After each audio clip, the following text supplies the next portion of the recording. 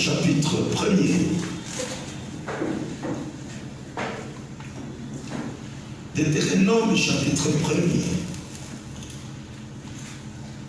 Verset 6 à 8. Nous lisons la parole de Dieu. L'Éternel, notre Dieu, nous a parlé à oreille en disant: vous avez assez demeuré dans cette montagne. Tournez-vous et partez.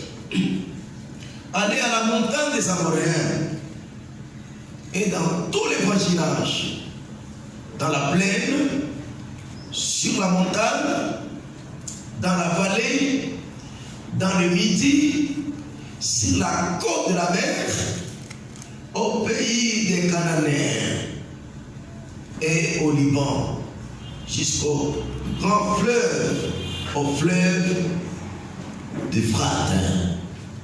Nous lisons, bien aimés dans les Seigneurs, de notre texte. Nous sommes dans 3e épître des Jean. C'est un texte que nous avons répété plusieurs fois, qui a accompagné celui de Deutéronome. C'est Jean qui s'adresse à Gaius. Il commence par l'appeler le bien-aimé que j'aime dans la vérité. Bien-aimé, je souhaite que tu prospères à tous égards et sois en bonne santé, comme prospère l'état de ton âme. Amen. Saint-Esprit, parlez-nous au nom de Jésus. Que personne, Seigneur, ne puisse ce soir être un auditeur oublié. S'il y a une fois que nous n'avons pas été attentifs, mais Seigneur, par la puissance du Saint-Esprit, rends-nous attentifs à tes oracles, puisque tu es derrière ta parole, pour faire des merveilles dans nos vies. Merci Seigneur. Dans le nom de Jésus que nous avons prié. Amen. Amen. Amen. Que Dieu vous bénisse. Soyez bénis. Dans les deux textes que nous venons de lire, ou les deux textes que nous venons de lire, ont été le socle ou la base de toutes les interventions pendant ces 21 jours. Le premier texte qui est dans Deutéronome, où Dieu dit aux enfants d'Israël: vous êtes restés longtemps ici. Amen. Vous avez demeuré longtemps à Horeb.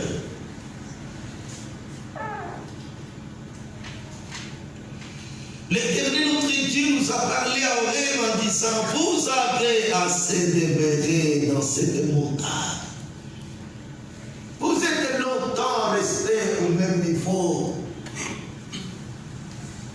Même si c'est dans cette montagne, vous y avez trouvé des avantages, mais ce n'est pas ici. Que Dieu vous bénisse. Amen. Amen. Amen. Il est dit: tournez-vous. Et il est dit à l'impératif. Il les oblige. C'est comme quelqu'un qui les pousse même: tournez-vous. Partez. Allez à la montagne des Amoréens. Amen. Ici, il n'est pas en train de les flatter. Il n'est pas en train de négocier avec eux. Il est en train de les obliger à quitter. Quitter là-bas. Amen. Cette fois-là, même les temps montent. Vous savez bien, aimés dans le Seigneur, il y a des temps qu'on peut parler avec douceur, mais il y a aussi des temps qu'il faut lever les tons. Gloire au Seigneur. Et parfois, on le fait pour le bien de quelqu'un. Je ne sais pas quelles étaient les réactions. Peut-être certaines personnes avaient construit des maisons, je ne sais pas, puisqu'on dit qu'ils avaient passé ici presque 11 mois. peut-être d'autres avaient même élevé, je ne sais pas. Il ne voulait plus partir. Dieu m'avait parlé. Il m'avait donné ces textes ici. J'ai commencé à les chercher dans la Bible. Amen. Il m'a donné seulement les textes. Il ne m'a pas dit dans quel livre. Mais j'ai senti, c'est pas comme quelqu'un qui me dit, vous êtes longtemps resté ici. Et il a commencé à m'expliquer que longtemps resté, c'est nous ici, l'église évangélique. Même quand nous sommes venus nous implanter ici, nous avons dit que ces bâtiments que nous avons construits ici n'étaient qu'un tremplin. Nous devions aller de l'avant. Et nous ne devions pas seulement rester ici. Puisque Christ a dit, allez faire de toutes les nations des disciples. Gloire au Seigneur. Amen. Christ ne nous a pas seulement appelés pour les manger et les boire. Les dieux que nous servons n'est pas des dieux ventre. Donc quelqu'un qui sert Dieu, ce n'est pas pour ses intérêts personnels. Qui se croit être arrivé, qui s'est fait un certain confort, qui commence seulement à faire des projets personnels. Dieu voudrait que notre église, que nous-mêmes, que nous puissions aller sauver les autres. Et pour que nous puissions réaliser ces grands projets de Dieu, ce n'est pas ici. Amen. Ce n'est pas avec des gens qui ne comprennent rien. Que Dieu vous bénisse. Amen. Amen. Amen. Il s'adresse à moi, il s'adresse à vous. Vous êtes restés longtemps ici. Qu'est-ce que cela signifie? Il n'y a pas progrès. Il n'y a pas une croissance numérique considérable. Pas même une croissance spirituelle considérable. Que Dieu vous bénisse. Amen. Dieu a constaté que nous sommes restés les mêmes. Nous n'avons plus de projet pour Dieu. Chacun de nous s'occupait que de sa vie. C'est comme si Dieu nous devait plus. C'est comme si Dieu. Amen. Amen. Amen. Amen. Nous devait. Alors que quand Dieu dit, tournez-vous, partez, allez, qu'est-ce que cela signifie? Qu'est-ce que cela signifie pour nous, Église Vie Nouvelle? Cela a trois aspects. Amen. Et ces trois aspects, nous les trouvons dans les trois épîtres de Jean. Quand l'apôtre dit à Gaius que tu prospères à tous égards. Amen. Comme prospère l'état de ton âme et sois en bonne santé. Donc trois choses que Dieu demande à notre Église. La première chose, que nos âmes puissent prospérer. Que mon âme puisse prospérer. Que ton âme puisse prospérer. Une âme qui a prospéré. Qu'est-ce que cela signifie? La deuxième chose, Dieu voudrait que nous puissions prospérer à tous égards. La troisième chose, Dieu voudrait être un Dieu qui nous bénit ici à Vie Nouvelle. Applaudissons notre Dieu. Amen. Trois choses qui coïncident avec les trois aspects du ministère de Jésus-Christ sur la terre. Que signifie avoir une âme prospérée? Avoir une âme prospérée ne consiste pas seulement à accepter Jésus comme Seigneur et Sauveur. Il s'agit de devenir un disciple. Amen. Jésus dit, allez faire de toutes les nations des disciples, non pas des membres des églises. Qui est-ce qu'on appelle un disciple? C'est quelqu'un qui est comme son maître. Dieu voudrait, bien aimé dans le Seigneur, que toi et moi, nous puissions être des disciples. Un disciple fait ce que son maître fait. Un disciple, c'est un chrétien qui a grandi, qui est capable d'opérer des miracles, qui est capable de soutenir son église, qui est capable de sauver les âmes. Que Dieu vous bénisse. Amen. C'est un pasteur, même s'il n'est pas encore, qui n'a pas encore la charge pastorale. C'est quelqu'un qui a atteint la maturité. C'est pour cela, dans Hébreux chapitre 5, verset 12, la Bible dit, vous qui devriez être des maîtres, depuis longtemps là, vous devriez être des maîtres, mais vous êtes toujours des enfants. Et vous voulez qu'on vous donne toujours du lait. Voilà, bien aimé dans le Seigneur, avoir une âme qui prospère, c'est être quelqu'un qui a atteint la maturité spirituelle. Que Dieu vous bénisse. Amen.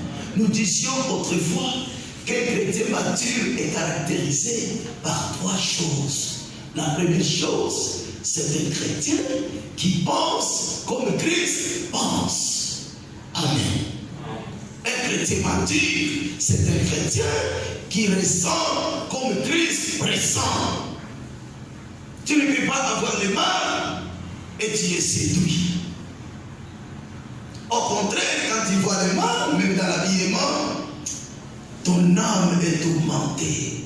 Comme cela était le cas de Job. La Bible dit, Job, en habitant en Sodome et Gomorrhe, quand il voyait le mal qui se commettait là-bas, son âme était tourmentée. Tu ne peux pas être un chrétien qui est attiré par des aspects extérieurs. C'est-à-dire ton âme est encore au niveau embryonnaire. Amen. Tu ne peux pas avoir quelqu'un mal habillé. Tu commences à tourner 3 fois, 4 fois. Sache que tu as un problème d'ordre spirituel. Tu n'as pas encore atteint la maturité spirituelle. Applaudissons notre Dieu. Gloire. La Bible dit que Lot, en habitant à Sodome et Gomorrhe, en voyant le mal, il n'était pas attiré par le mal pour aller faire le mal. Au contraire, son âme était tourmentée. Ça, c'est un chrétien mature. Pense comme Christ pense. Un chrétien mature. Ressent comme Christ ressent. Un chrétien mature. Parle comme Christ parle. Les gens disent, quand ils entendent Christ parler, jamais un homme n'a parlé comme celui-ci. Bien aimé dans le Seigneur, il y a des gens, même sur les chrétiens, quand vous l'entendez parler, il n'est pas différent des hommes vulgaires. Un chrétien n'est pas un citoyen vulgaire. Un chrétien mature n'est pas n'importe qui. Et la Bible dit c'est un petit Dieu. C'est pourquoi la Bible dit voilà les miracles qui accompagneront ceux qui auront crié en mon nom, ils chasseront les démons. Ils imposeront les mains aux malades et les malades seront guéris. Ils parleront de nouvelles langues. Amen. Voilà un chrétien mature. Quand tu prends la parole, quel que soit ton âge, que tu sois un homme, que tu sois une femme, que Dieu vous bénisse. Amen. On me parlait d'une fille qui était sollicitée par un homme. Quand cette fille-là a commencé à parler, cet homme était mon collègue, nous avons donné cours avec lui. Il me dit, j'approche la fille, je commence à la draguer. La première des choses, la fille a commencé à pleurer. Que si je me suis attaché à toi, je pensais qu'il était un homme, Seigneur. Je sais que tu es. Je te compterai comme un grand frère. Cet homme me dira ces jours-là. S'il y avait un trou, je pouvais y entrer. Voilà une fille mature. Voilà une femme mature. Ce n'est pas quelqu'un que l'on peut séduire facilement. Donc un chrétien mature bien aimé dans le Seigneur, c'est lui qui a l'âme, qui a prospéré. Il est comme Christ. Il est mature. Et la Bible déclare, quelqu'un qui est mature pense comme Christ pense. Ressent comme Christ ressent. Il parle comme Christ parle. Mais aussi il agit comme Christ agit. Que Dieu vous bénisse. C'est quelqu'un qui ne peut pas se venger de quelqu'un. Tu peux lui faire du mal, il laisse. Il dit comme Christ disait, Père, pardonnez-les, car ils ne savent pas ce qu'ils font. Que Dieu vous bénisse. Voilà une âme qui a prospéré. Alors, Dieu voudrait nous voir des gens matures ici à Villeneuve. La maturité n'est pas un problème d'âge, n'est pas un problème d'être femme ou d'être un homme, n'est pas un problème d'avoir étudié ou n'est pas avoir été à l'école. C'est un problème d'avoir rencontré Christ personnellement et d'avoir grandi dans sa foi. Amen. Je connais une femme qui n'a jamais été à l'école, mais quand nous étions encore étudiants, quand elle était arrivée à Kisangani, elle avait converti même des professeurs de l'université et pourtant elle n'avait jamais été à l'école. Elle a été même deuxième bureau dans un mariage. Quand elle avait quitté ce mariage-là, quand elle avait compris, elle avait donné toute sa vie au Seigneur. Bien aimé dans le Seigneur. L'Église aujourd'hui est malade, puisque nous n'avons pas de chrétiens qui sont bien aimés dans le Seigneur, matures. Ce sont des chrétiens faciles qui sont achetables au prix des paroles, des belles paroles, achetables au prix de l'argent, achetables au prix des avantages. Oh, toutes ces choses-là, Christ les donne. Car la Bible déclare, c'est la bénédiction de Dieu qui enrichit et il l'a fait suivre d'aucun chagrin. Que Dieu vous bénisse. Amen. J'ose croire que pendant ces 3 semaines, tu as fait monter ton niveau de foi. Tu n'es plus n'importe qui. Tu n'es plus cette fille-là que n'importe qui pouvait appeler et tu réponds. Tu es devenu une valeur. Applaudissons notre Dieu. La deuxième chose, Dieu voudrait que tu prospères à tout cela. Dieu voudrait, bien aimé dans le Seigneur, que tu aies l'argent ici. Tu souffres tout en ayant un Dieu vivant.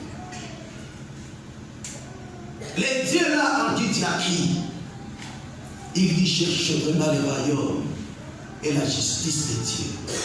Et le reste vous sera donné. Amen. C'est un Dieu qui veut te rendre indépendant. C'est un Dieu qui veut te faire quitter la mendicité. C'est un Dieu qui veut te rendre quelqu'un qui aide les autres. C'est tous ceux-là qui ne connaissent pas encore le Seigneur. C'est pour cela que Jésus disait, ce n'est pas vous qui devez vous demander ni de quoi vous devez manger, ni de quoi vous devez vous vêtir. Gloire à Jésus. Amen. Amen. Mais il le fait comment? Sa parole est très claire. Il n'y a que 2 lois principales. Il ne commence pas à vous dire dans Luc chapitre 6, verset 38. Donnez et il vous sera donné. Gloire au Seigneur. Sois un chrétien qui donne les dîmes, qui donne les offrandes, qui aide les autres, qui aide les pauvres. Bien aimé dans le Seigneur, tu ne manqueras pas la provision divine. Et la deuxième chose, sois quelqu'un qui cherche un travail à faire. Qu'est-ce que Dieu je vais faire? Il ne faut pas dire nous sommes dans un pays où il n'y a pas de boulot, ou pour trouver un travail, il faut avoir quelqu'un. Il ne faut pas dire ça.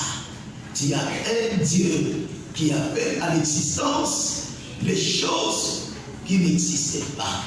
Tu peux ne pas trouver un travail, puisque tu n'as pas quelqu'un, mais Dieu va te les donner. Je vous ai parlé un jour d'un monsieur qui habitait la Jécamine, mais qui fréquentait l'église 15 fois. Il me dit un jour, pasteur, souvent j'allais à l'église à pied.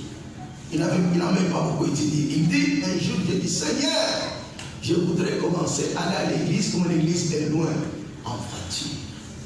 Alors je me suis dit, je dois aller chercher du travail. Et je m'étais représenté les organismes internationaux tels que ACR, ISAID et autres. Je m'étais dit, si j'allais dans ce milieu-là, si on me prenait, mon salaire ne sera pas du n'importe quoi. Ça sera un salaire qui pourra me permettre. Et cette fois-là, il était avec sa voiture et il achetait sa vignette. Que Dieu vous bénisse. Amen. Donc, bienvenue dans le Seigneur. Quand tu commences à offrir, cherche à avoir un travail. Soit toi-même tu crées un travail. D'ailleurs, le travail libéral enrichit. Être utilisé par quelqu'un, on ne devient pas riche en travaillant chez quelqu'un. Ou bien tu vas commencer à voler. Amen. et tu seras en contradiction avec ta foi. Mais quand tu commences ton travail et tu respectes les règles de la prospérité financière biblique, mais tu peux commencer à zéro, dans 2 ans, 3 ans, 4 ans, 5 ans, tu deviens une autre personne. Applaudissons notre Dieu.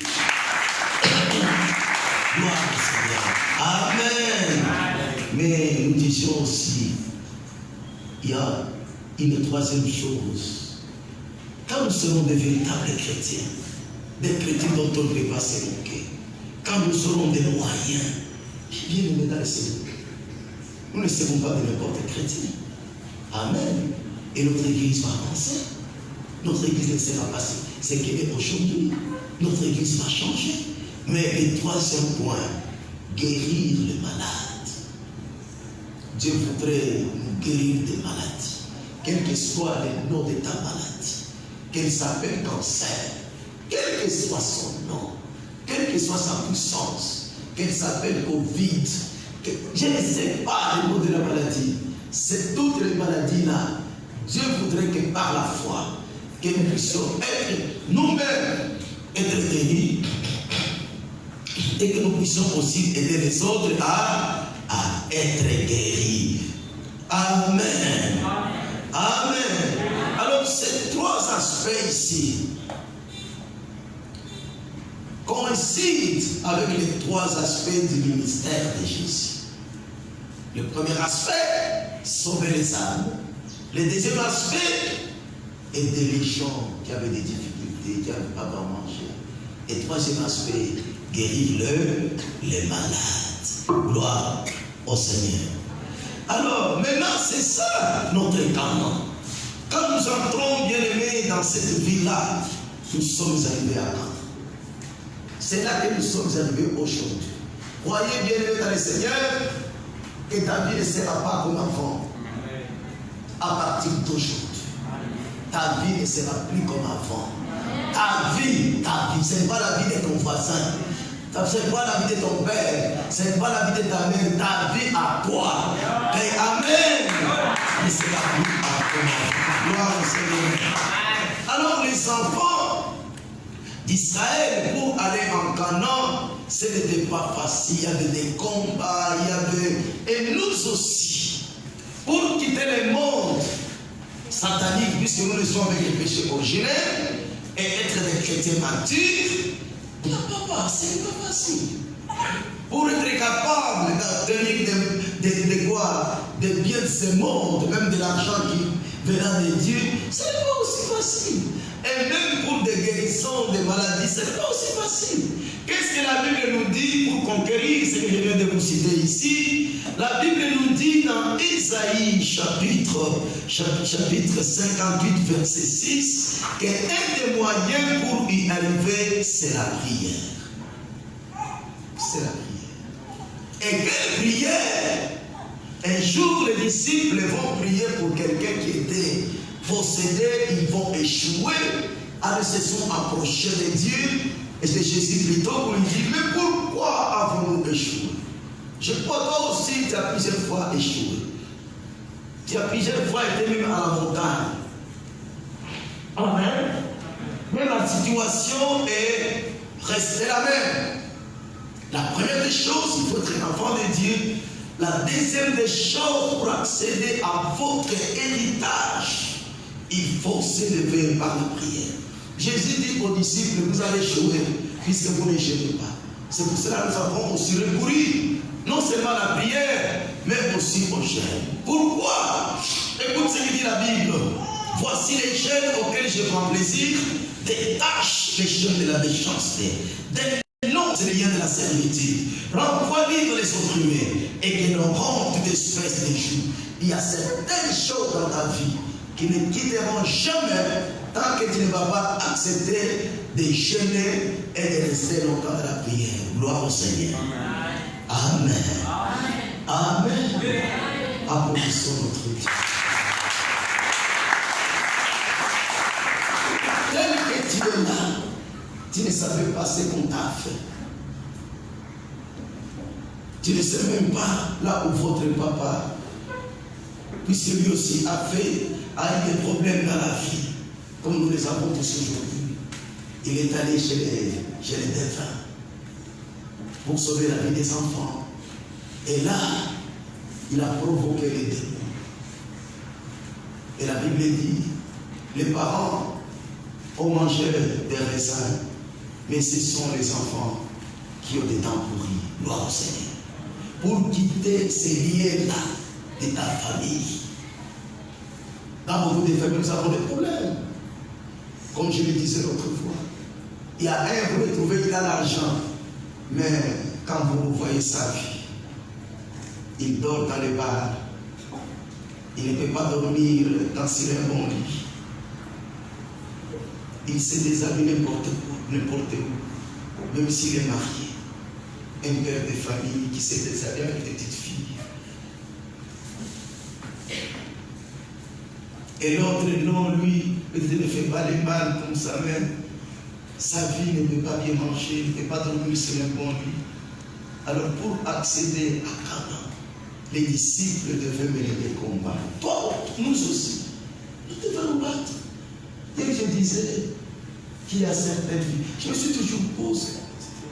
Pourquoi beaucoup de gens violent des petites filles?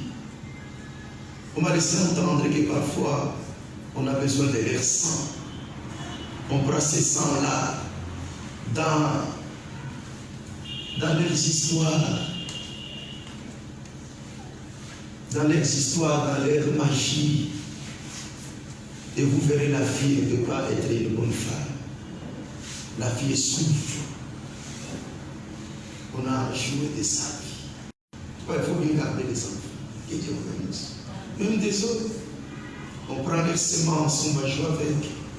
Et l'homme ne sait plus se contrôler, comme il disait un homme. Que les jours que j'étais allé coucher avec les prostituées, je ne pouvais plus résister. Je m'avais senti comme si on m'avait coupé les freins. Moi, qui avant, je ne pouvais pas aller avec n'importe quelle femme. Mais je ne pouvais plus me retenir. Alors des choses pareilles bienvenues dans le Seigneur. Tu ne peux pas les arrêter par des conseils. Tu ne peux pas les arrêter, je ne sais pas quel moyen. Mais il n'y a qu'un homme, on appelle le lion de la tribu de Juda. Son nom, c'est Jésus-Christ. Amen. Amen. Et les prix à payer, c'est une prière comme celle-ci.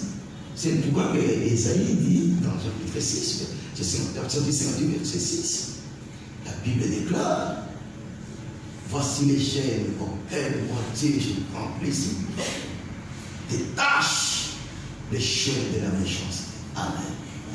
Détache les chaînes de la méchanceté. Dénoue les liens de servitude. Voilà les chaînes, puisque dans les chaînes, on brise. Vous vous rappelez de la prière de Daniel? Quand il restait 21 jours dans les jeûnes de prière, le prince de Perse, Amen, qui avait retenu l'ange Gabriel, une fois que l'ange Michael était intervenu, était obligé de céder. Il y a certaines prières qui font céder les diables.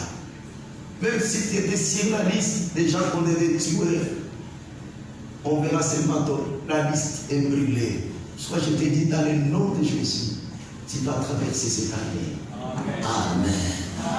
Amen. Amen. Les gens qui ont ourdi un complot de te tuer, eux-mêmes vont mourir. Que Dieu vous bénisse. Puisque les démons ne blaguent pas. Quand il les a trompés, ils se fâchent.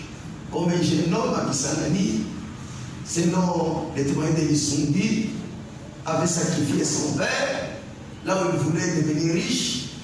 Ils ont appelé son père n'avait pas répondu, puisque c'était quelqu'un qui était souvent dans la prière, et on lui a dit, tu t'es moqué de nous, comment tu nous as donné quelqu'un qui n'est pas prénat? Alors ces gens étaient morts, portés, disparus. Gloire au Seigneur. Amen. Amen. Amen. Amen. Voilà pourquoi nous avons prié. C'est la Bible dit. Il y a certaines chaînes qu'on ne peut détacher que par la prière. Il y a des gens qui pensent que moi, on aime souvent, moi j'attire, tu n'attires pas. On t'a placé sur toi un démon. Il y a de très belles femmes. On ne les voit même pas, ils sont cachés dans le sang de Jésus. Pourquoi toi on te dérange toujours? Pourquoi toi, quand tu vois une femme, déjà tu vois. Non, il y a un problème. Cherche la délivrance. Et la délivrance de ces choses ne se trouve que en Christ par la prière. Gloire au Seigneur. Et le bien ici de ce monde, Dieu les donne. Dieu les donne, je te l'ai dit, au nom de Jésus-Christ. Amen. Dieu donne même l'argent ici. La Bible dit c'est la bénédiction de Dieu qui enrichit et de la paix sur nos péchés. Gloire au Seigneur. C'est ce que Dieu veut nous donner. Dieu trouve que nous n'avons pas grandi sur le plan spirituel, n'ayant pas grandi sur le plan spirituel et n'ayant pas pratiqué la parole de Dieu en matière de la prospérité financière et matérielle, nous sommes restés des pauvres. J'ai jamais eu 1000 francs ici. Et Jésus dit, ce n'est pas vous qui devez vous demander, ni de quoi vous devez vous vêtir, ni de quoi vous devez vous manger. Et des fois, il y a des maladies qui sont restées sur nos corps. Toi, tu penses que c'est une maladie, or c'est un démon. Je me rappelle de maman qui me disait ce matin que maintenant je commence à faire des mouvements. Puisqu'à un moment donné, son corps dérangeait les dos. Mais dis non, je me sens libre. C'est ça la prière. La prière libère sur le plan spirituel, sur le plan financier et sur le plan sanitaire. Que Dieu vous bénisse. Mais ce qui précède d'abord, c'est l'aspect spirituel. C'est pour cela que je vous dis toujours, si vous n'avez pas encore bien arrangé votre vie, venez me voir même demain. Que Dieu vous bénisse. Amen. Amen. Amen. Pourquoi? Amen. Conclusion. Étant donné que nous sommes restés 3 semaines en quête des Canaan, nous croyons que nous y sommes arrivés. Amen. Nous croyons comment? Que nous y sommes arrivés. Puisque la Bible le dit. Quand vous lisez Marc chapitre 11, versets 23 et 24, il y a des gens qui vont s'étonner. J'ai lu, je vous le dis en vérité, si quelqu'un dit à cette montagne, ôte-toi de là et jette-toi dans la mer, et s'il ne doute point en son cœur, mais croit que ce qu'il dit arrive, il le verra s'accomplir. C'est pourquoi je vous dis, le verset le plus important, tout ce que vous demanderez en priant, voyez que vous avez pour l'avoir ici, et vous le verrez ça s'accomplir. Amen. Alors vous allez répéter avec moi. C'est pourquoi je vous dis, tout ce que vous demandez en priant, voyez que vous l'avez reçu, et vous le verrez s'accomplir. Nous croyons que tout ce que nous avons demandé, nous l'avons reçu. Est-ce que tu peux le dire? Tu peux dire toi-même que je crois que tout ce que j'ai demandé, je l'ai reçu.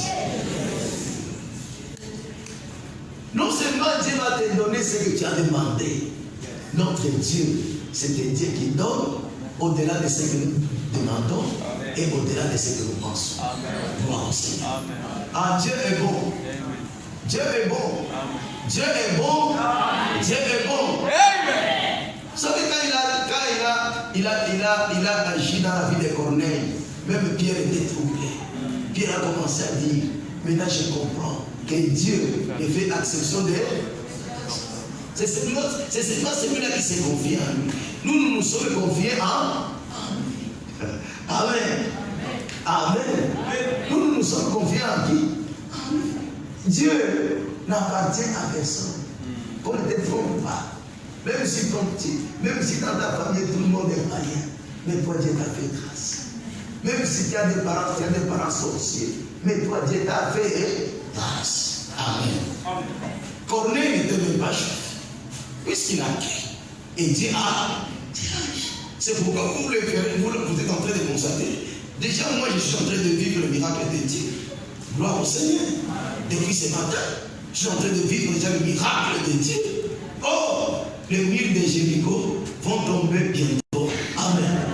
Les murs de Jéricho vont tomber quand? Bientôt. Maintenant, je me demande qu'est-ce qui va se passer quand les murs de Jéricho vont tomber dans quelques instants, dans quelques minutes. Applaudissons les Seigneurs. Amen. Amen. Voilà, bienvenue dans le Seigneur. Nous sommes arrivés à la fin de ce que Dieu m'a donné comme message à vous transmettre. Nous voulons maintenant passer au travail. Applaudissons notre Dieu. Gloire au Seigneur. Gloire au Seigneur. Gloire au Seigneur. Amen. Nous allons nous lever. On va donner un cantique. Un cantique très fort. Quand je vais faire les signes, vous l'arrêtez. C'est pour faire descendre la puissance. Et nous allons procéder aux prières avant de continuer la journée.